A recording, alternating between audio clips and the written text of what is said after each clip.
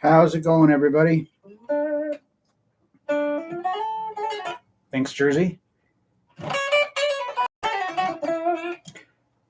How's everybody doing tonight? Hope everyone's having a good week so far, and hopefully life's treating you better than a baby treats a diaper. I'd like to welcome you all out tonight. You can tell by the title we're gonna do a little CCR. So we're gonna be looking it up around the bend, and we're gonna basically go over all of the parts for it and stuff, including the solo, because it's not too. It's a fairly simple guitar solo. So if you don't have a lot of experience with lead and stuff, it's not too bad.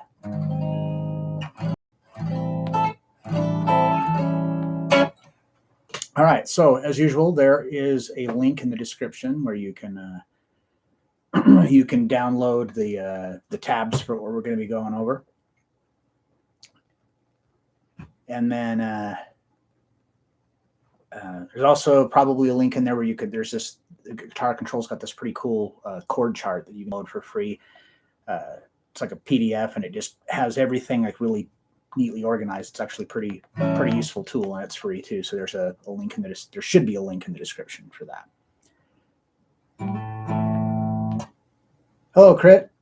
Welcome.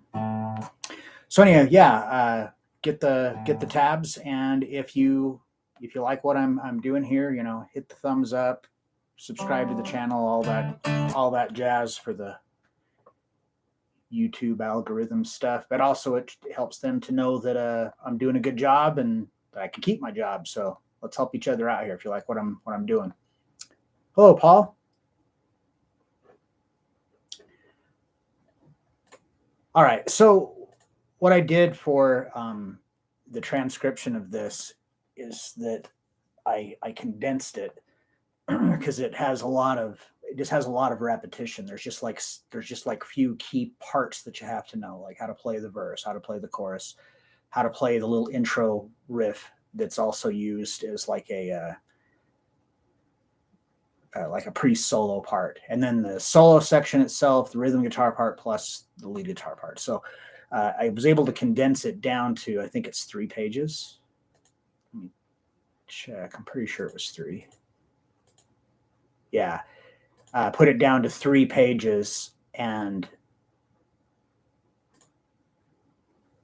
what the heck? My computer's such a piece of crap. There we go. But yeah, so after you know the parts, then you'll just be able to, know, okay, well, this is a verse in the song, kind of put it all together from there as far as the order goes. It's pretty straightforward. All right, so the song starts out, it's got that little, probably the most recognizable part of the song, that little melody line there. Oh, question. Lay it on me, Jersey.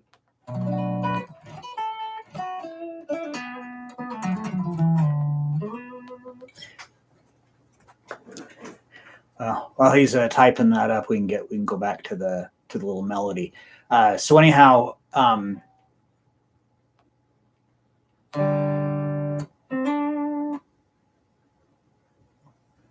welcome, Oscar.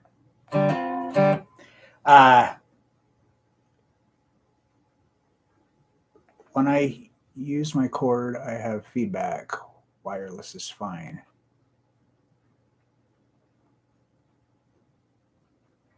So if you use your wireless transmitter, you don't get feedback, but if you use your cord, you're getting feedback through your amp.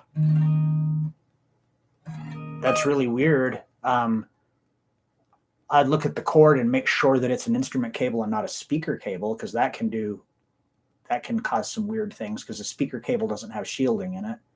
I don't know about feedback if it would cause that, but they don't sound good. They're really noisy. Yeah, so this little melody, we just start off, we just play the D string open, and the timing on this is really kind of what gives it its flow. So we got so that's on a quarter note, so that's beat number 1, and then on the downbeat of 2, we're going to do a slide from nowhere to the 10th fret on the B string. Guitar, it's a Guitar Center guaranteed, yeah, so it's like a Planet Waves. Maybe bring it in there and just, show them.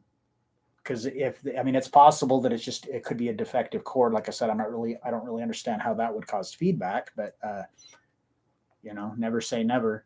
But but they also could have been mispackaged, and maybe it's an instrument or a speaker cable. Like I said, they're not shielded, so it does make a big difference. Yeah. So on 1, yeah, they'll hum. We hit the open string, and now we do that. Whoops. Slide from nowhere to the 10th fret, and that's on the downbeat of 2. And then on the and of 2, you're going to roll that finger up, so you're picking up the 10th fret on the high E string. So it's like 1, 2, and 2 and 3, and then on the and of 3, you roll back, so your 10th fret of the B string again, and then to the 7th fret, 4, back to 10, and.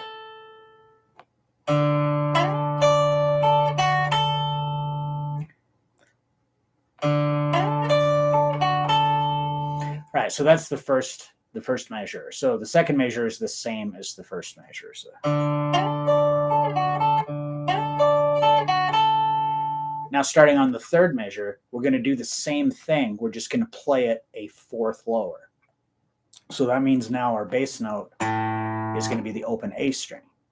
So we're going to do the timing is exactly the same, but now the difference is we hit the open A string, we do a slide from nowhere on the G string to the 9th fret, and then to the 10th fret of the B string, and then back to the 9th fret of the G string, to the 6th fret, and back to 9 again.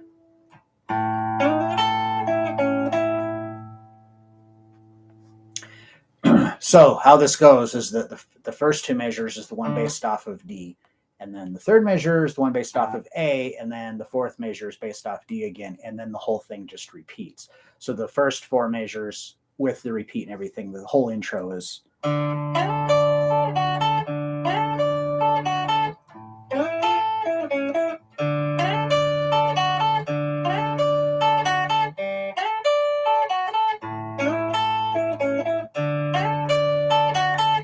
Like that. And that was a really, really just terrible performance of it, but I haven't played this for a while. Not that I was, awesome at it at any point in time. Yeah, so anyhow, that is basically the intro, and it is also going to be, as you can see on there, that it's the pre-solo section. So in the near future on the song, we will come back and play this again. So as far as when you're playing this, as far as what fingers you use, if you're a beginner, you probably really instinctively always try to use your first finger because it's your primarily most coordinated finger. But when you could do it like your pinky, so that way you're in that position of like the pentatonic scale. But I don't know about you, but I try to avoid doing stuff where I have to do slides or bends or things like that with my pinky. It just it's not that I can't do it, it's just that it doesn't turn out real good often. So what I do here is you could either come up with your third finger like that, or your second, then your first, and then end with your third. Just anything like that is good for this. Now, when I do the one rooted on the A, on the third measure, I use my second finger to do the slide in on the G string. Reason is because that, since my third finger is a little shorter, it just sits in a really good position to get that note. Yeah, so that is basically it as far as the intro goes. So does anybody have any questions about what we just went over? One question that some of you might have if you've learned how to play this before, that third measure, instead of it's, some people play it that way, but I just found it easier just to kind of stay more in this general area.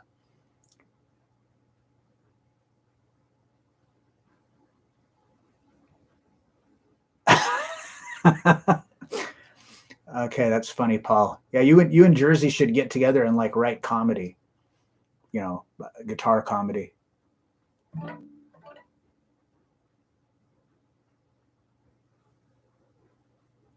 Good point, Oscar. It's a good point. There's going to be a lot of stuff. That's why a lot of times certain bands, like, when you hear AC/DC, you know it's AC/DC. And it's not because everything they do sounds exactly the same. It's just they have like a particular sound. So there's going to be certain riffs, licks, and things like that that get recycled a lot. I mean, Black Sabbath is like really bad with that. There's the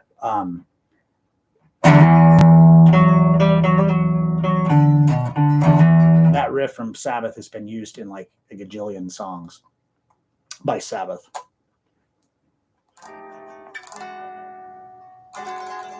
All right, Jersey, thanks for that update. Well, I'll sleep better knowing that. All right, well, we can move along. So after that intro, then it just goes into the verse. Now,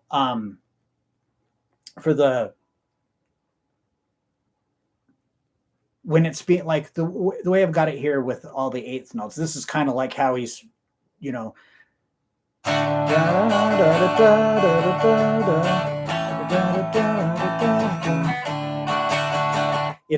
it's really just kind of just that 1 and 2 and 3 and 4 and the whole time.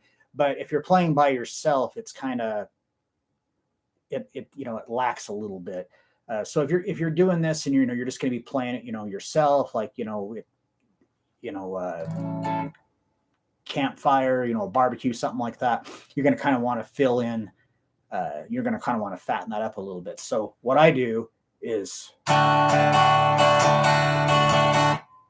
so I go like 1, 2, and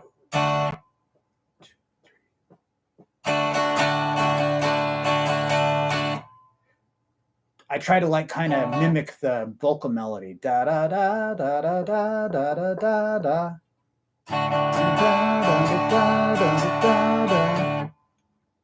So you have 2 measures of D. So if you want to do it just that way, just 1 and 2 and 3 and 4 and 1 and 2 and 3 and 4 and then we come to the third measure. So actually in your transcription, that's measure 7, I believe. I changed some sort of a setting by mistake on my computer, and now like fonts are so small that I'm having a hell of a time reading it. Anyway, then it goes to an A. So it's just this A like this. Now, you may have, where you want to do, maybe you do A this way. You learned how to play it this way. You really should, upgrade to doing A this way. Now, there will be occasions where you still have to do it the other way, but for the most part, you can do it like this. And why that's a good thing is because then it leaves you available to do stuff like what's happening here. So on that verse, starting with the A, just 1 and 2 and 3 and 4 and then on the next measure 1, and then on the end of 1, we're going to do A over C sharp. So if we're taking that A chord shape like this, and we're just going to change the bass note from A to C sharp. So I'm just going to use my third finger to pick up the 4th fret of the A string. And now that's A over C sharp. So we hit that on the end of 1, but it's a quarter note. So we're going to go 1 and 2 and 3, E and F4, E and. So it goes from the A over C sharp. A over C sharp is just like a transition chord because it's going to go A to the D. And then you have 6 16th notes of just it to round, to end it, and then it just repeats. So the whole verse And this is, like I said, I'm just going to kind of do it the way, like I said, that I strum it.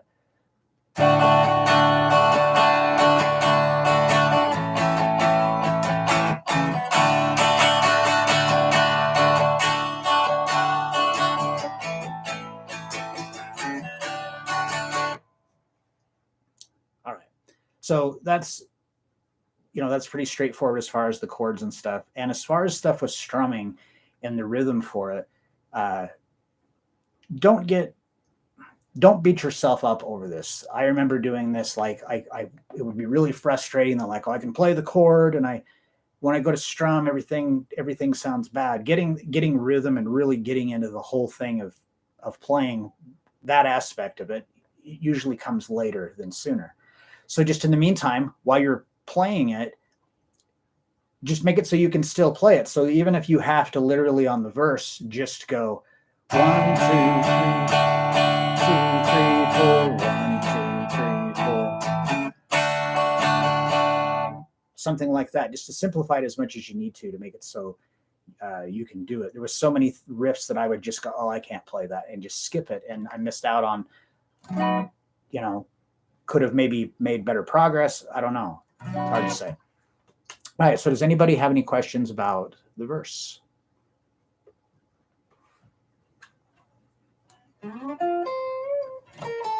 Or just, guitar questions in general. It's, as usual, just regular Q&A too.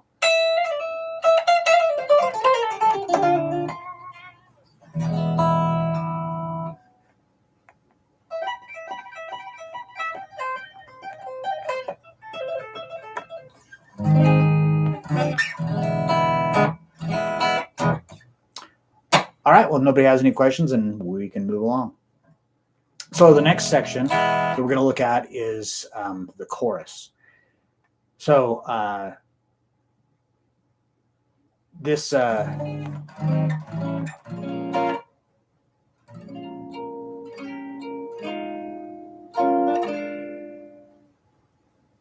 that's your question, is just how the hell am I? Oh, you busted your CD? Well, I'm sure that's it's probably a CD that ain't, you go into Walmart and they have those big bins full of CDs. There's lots of classic rock in those. I bet it's in there.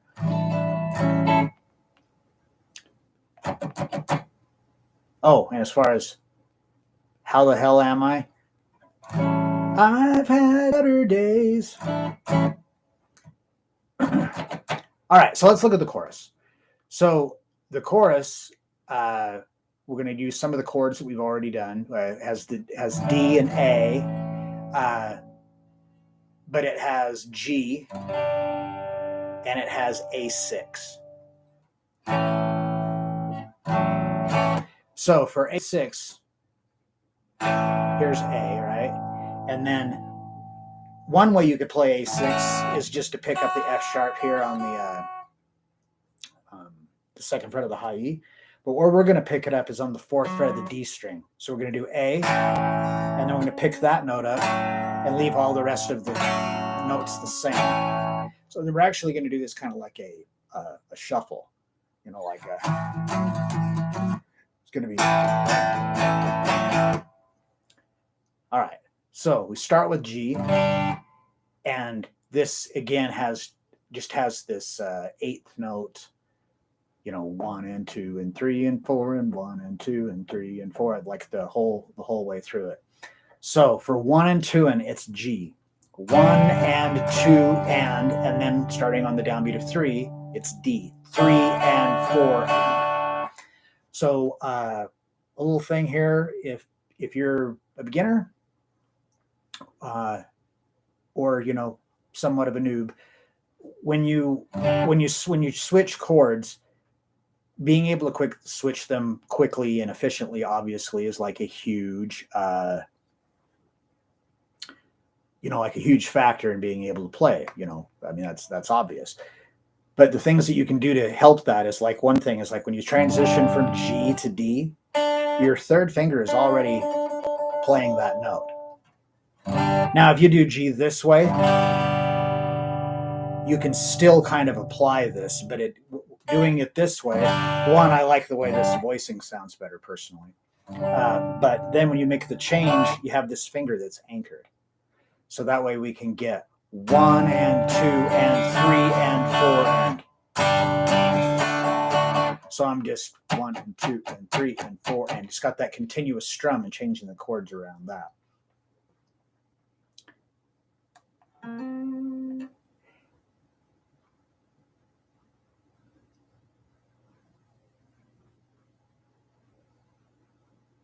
Oh, 8-track. You're dating yourself there, Oscar. Still can't get the D chord. So you refresh my memory. So when you're playing D, you're having trouble getting this note. Is that what it was? Like you play it and you like that string would be muted? Something like that. Just refresh my memory. I can't remember. All right, so that's the first two measures, 1 and 2 and 3 and 4 and first two measures of the chorus. Then we come to A. So we got that A and then the A6. So we're going to do 1 and then put our finger down for A6, 3 and, or excuse me, 2 and then back to A for 3 and back to A6 for 4 and then those two measures repeat. So we've got all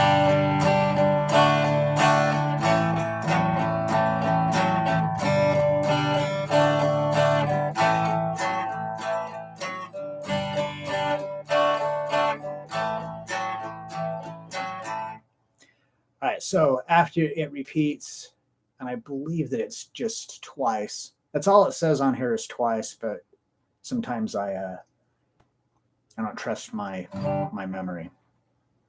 Pretty sure. So you.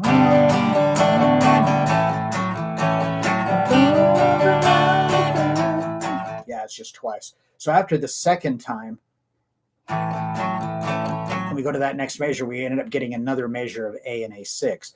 So the second time around, you just lengthen that part. So.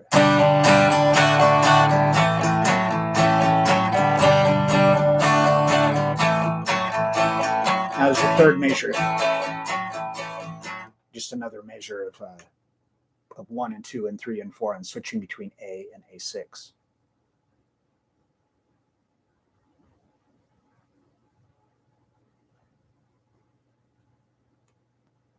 Okay, Oscar, give me just a second. Okay, Jersey. So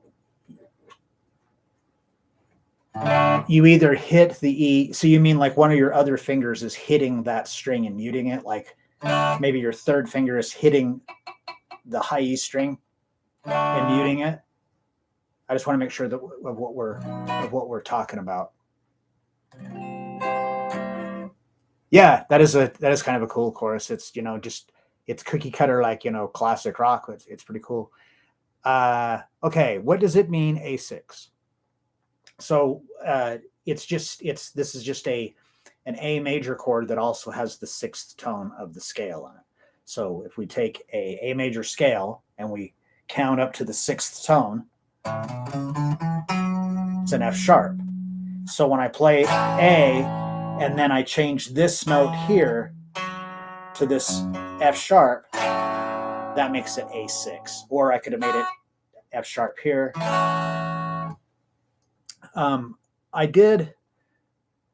I've done a couple of videos. I think I did a live stream about this. I'll have to look back. I don't remember, but I know there's a video or two on the YouTube channel from me, and plus other teachers and stuff, where they kind of go into that whole thing with the chord construction and how what some of these different chords, you see what they are and what they mean. It's really confusing at first and stuff, for most people it seems like, but once you get it, it's actually pretty simple. I mute one or both. Cannot do it. Okay, so the string is actually muted. So is it your ring finger that's causing this? Is it like you go one way and it mutes the G string, and you go the other way and it mutes the high E?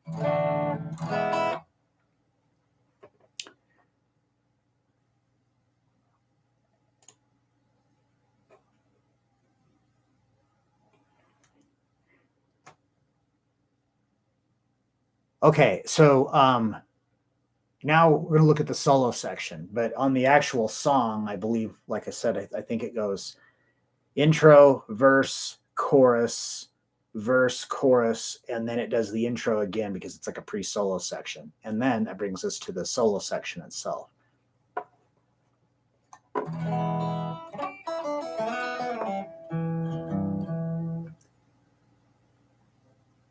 It's all three. So your first finger is causing you to mute the first string when you play a D chord.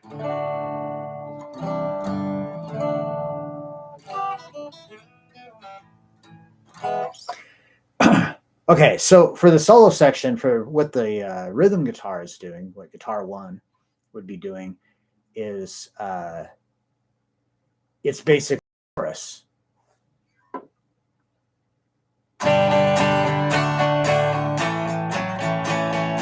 So it's just that same thing, but then you've got the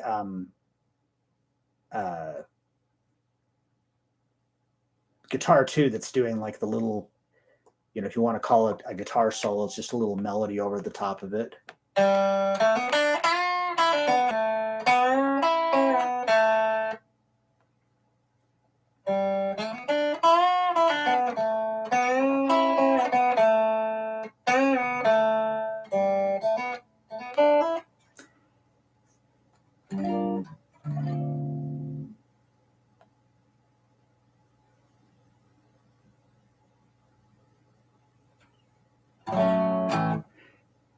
Okay, sorry, I haven't played this part of the song for a really long time, so I had to refresh my memory of how it goes. So it's pretty easy. There isn't, there's a little bit of bending and stuff, and bending down on these lower frets is more difficult. The string has more tension on it. So if it's a new, if you're like, a new player, this might be kind of tough, but just work at it. All right, so we start off, we just play the G string open, and this is a quarter note, so this is beat 1. And then we're going to go to the second fret, and we're going to pick that and do a hammer onto the 4th fret with your 3rd finger. And this is a triplet, so this is like for beat 2, triplet. So you got to have 3 notes, so it's the 3rd fret on the B string, so you do that with your 2nd finger.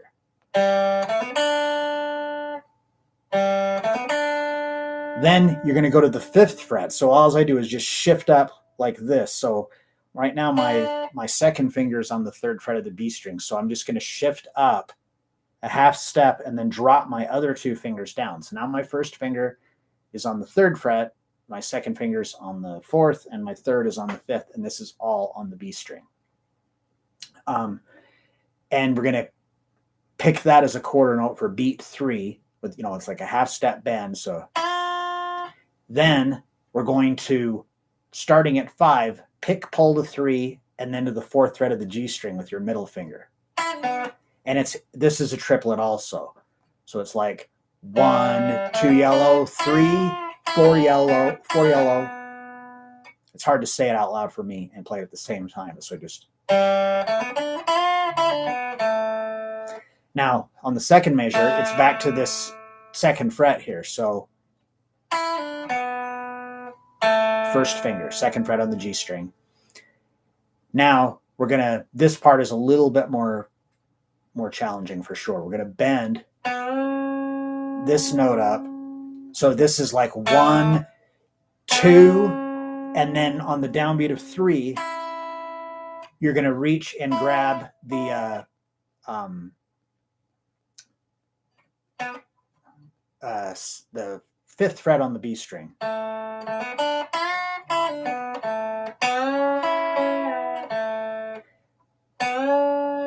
Grab the 5, release the bend, and bend and release 4 to 2, and then it just starts over again. Yeah.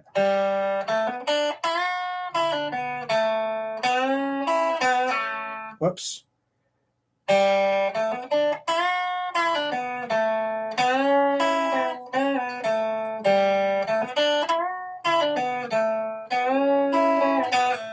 Now, again, it shows repeat it twice. I think that's what it is. So for the third measure, after you do then it's just 1, 2, 3, and 4. So we do a full step bend on 4, 1, and then we do it again for 2, 3. Oh my gosh, 1, I can't even count. 2, and then on beat 3, it's 8th note. So 3 and back to the 2nd fret for beat 4.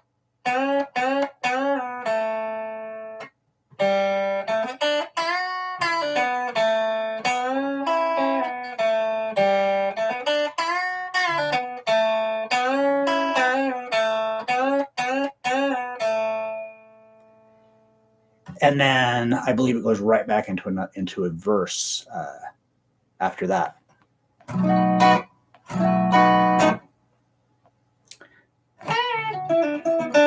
All right, so that is the solo section. So anybody have any questions about that part? And if you are just joining us, there are tabs available for this. There's a link in the description where you can download the tabs. And then the video will be, after the live stream is over, it'll be a rerun. So, you can go back and check it out. Follow along with your tabs at that point. And if you like what I'm doing, hit that thumbs up button, leave a comment, all that kind of stuff. It all helps.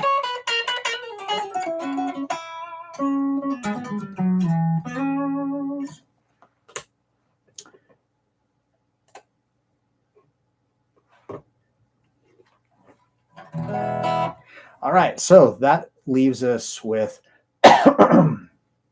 just the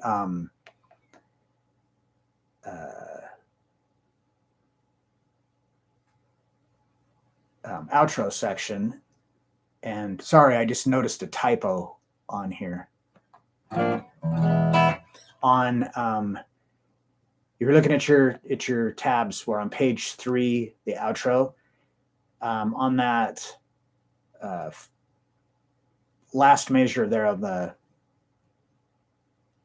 the first staff for a guitar 1, it shows that chord. It says A6. That's actually should be A over C sharp. That was just a typo on my part, because the outro is like the verse. So just like on the chorus, or the solo section, it was like the rhythm guitar was playing like with the chorus, with the rhythm guitar does during the chorus, and then there was the solo over it. So now on this outro part, we've got another little melody thing again, but this time it's being played over the verse riff.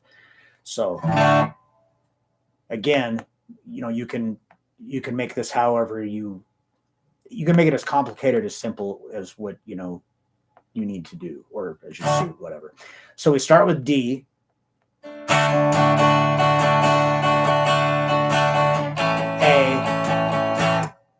A over C sharp. So it's just like on the verse. It's the A chord, but we're changing the bass note to C sharp here on the 4th fret of the A string. D, and then it just starts over again.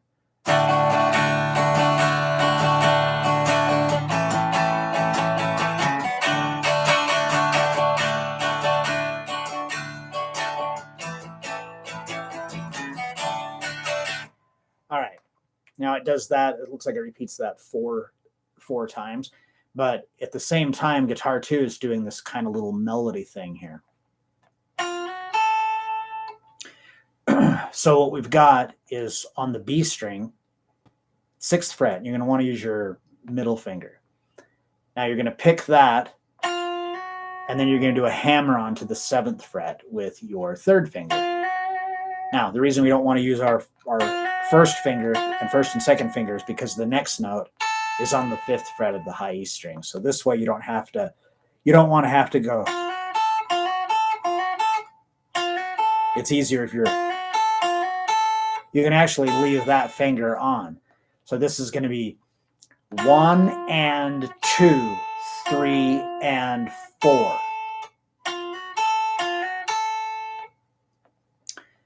So that's the first measure. And then the second measure starts off the same way. 1 and 2, and then back to the 7th fret of the B string with your third finger for beat 3. So 1 and 2, 3. Then we rest on 4 and we rest on 1.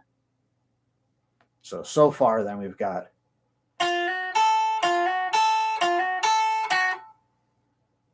okay. So then on the third measure, we rest on 1. So it's 1, 2, and 3, 2, 4, and then the fourth measure, 1, 2, 3, and then we rest on 4.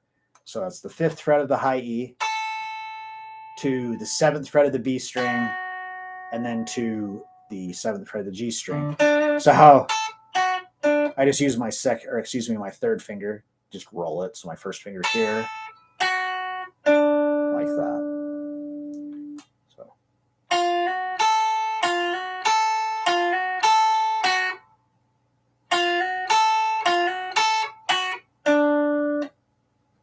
And then that repeats along with it. Hello, Don. Thanks for joining us.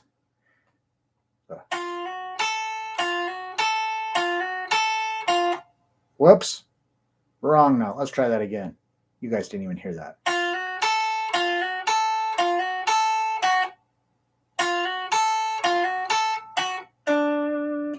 And then it just, like I said, repeat. So.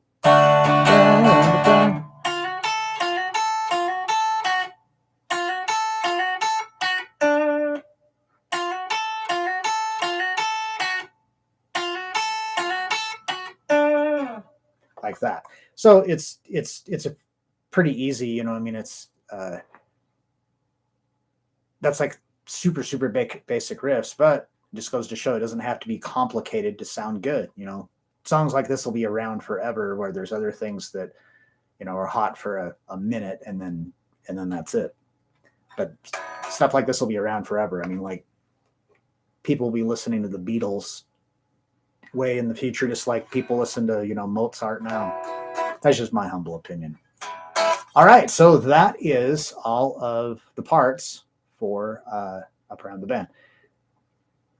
So does anybody have any questions about any of the stuff that we went over, or just any, you know, like I said, this is just a general, you know, Q&A. So has anybody got any just regular, you know, old guitar questions? Thank you, Oscar. Appreciate it.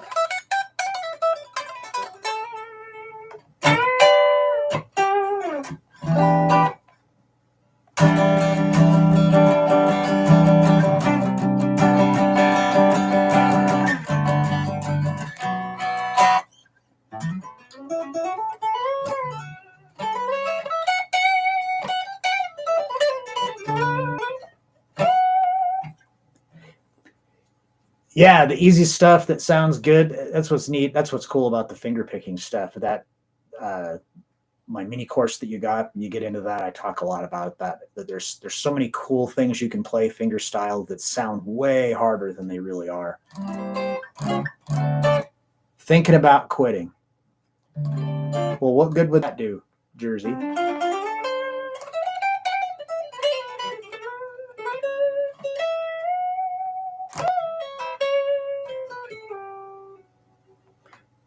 Yeah, I don't know any of that off the top of my head, Oscar.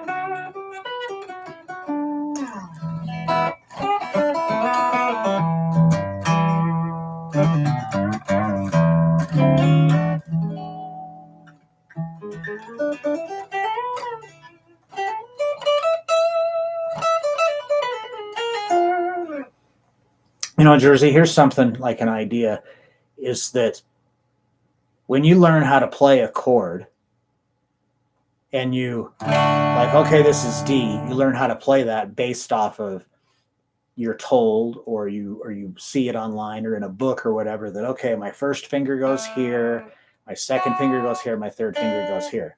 That does indeed make D, but I could also play it with these fingers and it still sounds like D. Another alternative way that maybe that would work for you is just take your first finger and just bar it all the way across the first 3 strings. So across the high E, the B, and the G string, leave your D string open, just bar right there at the 2nd fret. And just see if you can do that. Go. Then take your 2nd finger and try putting it down onto the 3rd fret of the B string. Now, have your thumb all the way around the back like this, like you're pinching the guitar. So I'm coming down on the very tip of my middle finger. And that makes D.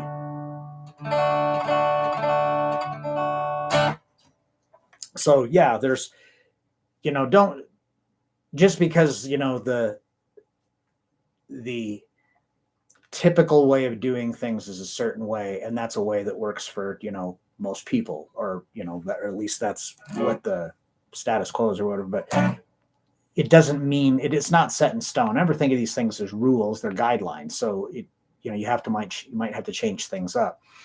I had a student for a while that I think he was related to Andre the Giant. This guy was huge. I mean, he had to turn sideways and stoop to get through my door. His fingers looked like Johnsonville bratwurst. I mean, this guy was just huge, and he had a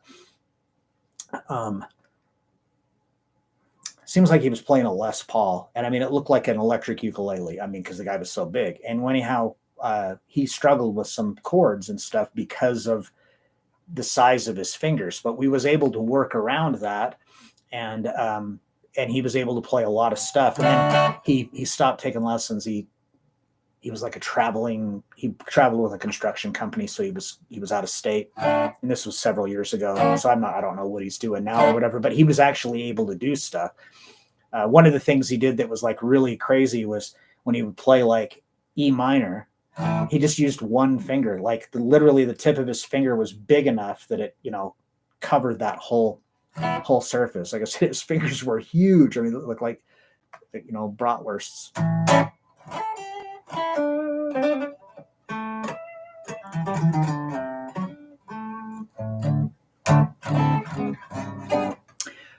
All right. So does anybody else have any questions or anything?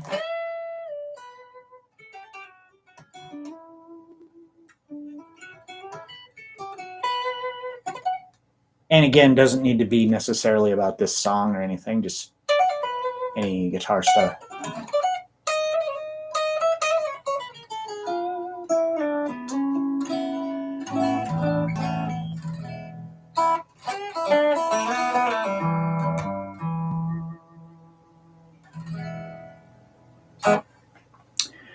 All right. Well, if nobody has any questions, we can wrap this up. But I really appreciate everybody that came out and participated and stuff. I really like the interaction. And if you like what I'm doing, hit the thumbs up. Leave a comment, subscribe to the channel, all that stuff. It does all the stuff for the algorithms and all that. But the bottom line is it helps me to keep a job too. So if you like what I'm doing, do those things. Just hit the thumbs up. And in case you just tuned in or came in late or whatever, you can get the tabs for this for free. There's a link in the description where you can download those.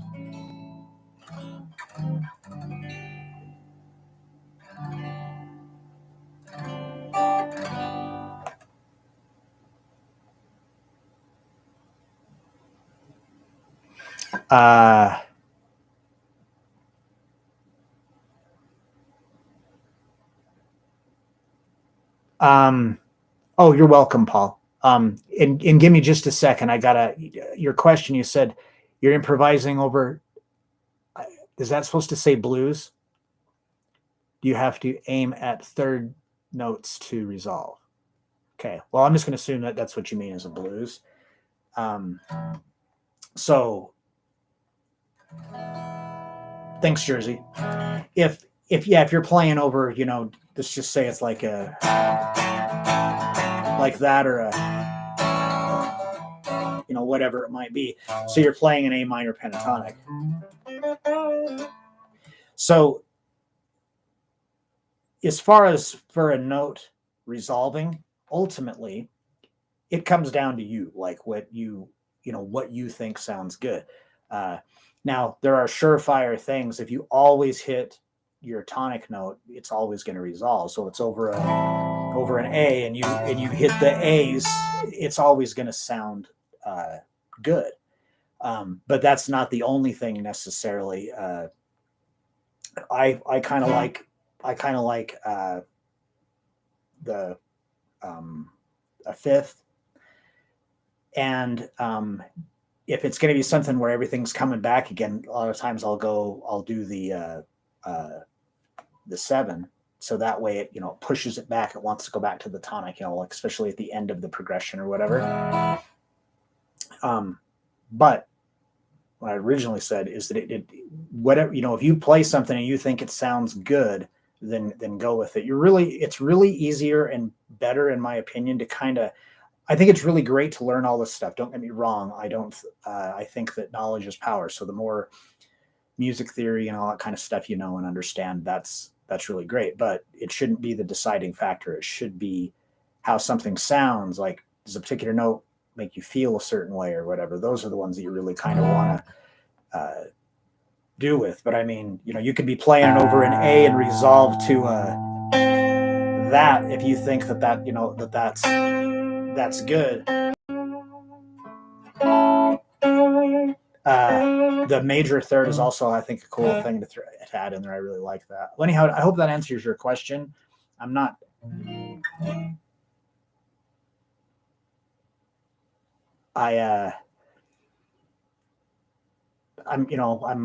vaguely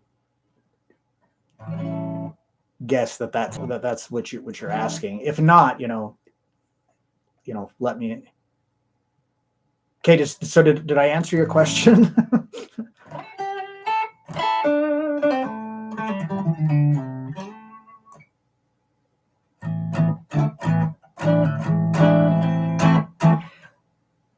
I'm really hoping that in the future, well, I know it'll happen sooner or later, but I don't know if I'll be around for it. But it'd be really neat to do stuff like this, but also have it that when you have the chat thing, it could be a person, like maybe I could click on them and then it would allow us to actually have a verbal conversation. I mean, not everybody at the same time. I'd be able to pick and choose or whatever. I think that'd be great, because sometimes it's, stuff kind of gets lost over text, I think.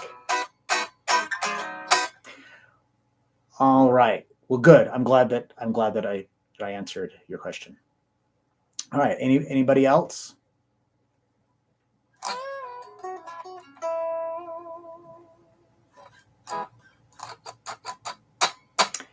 All right. Well, again, I really appreciate everybody who came out and, the support and stuff. I struggle to do this, but I'm like, in a way, forcing myself to do it because I need to, it's a mental obstacle I need to get over. So you guys participating and all that kind of stuff is like really helpful, therapeutic for me, I guess. All right. Again, thank you everybody for coming out. I really appreciate it. And I'll be back next week.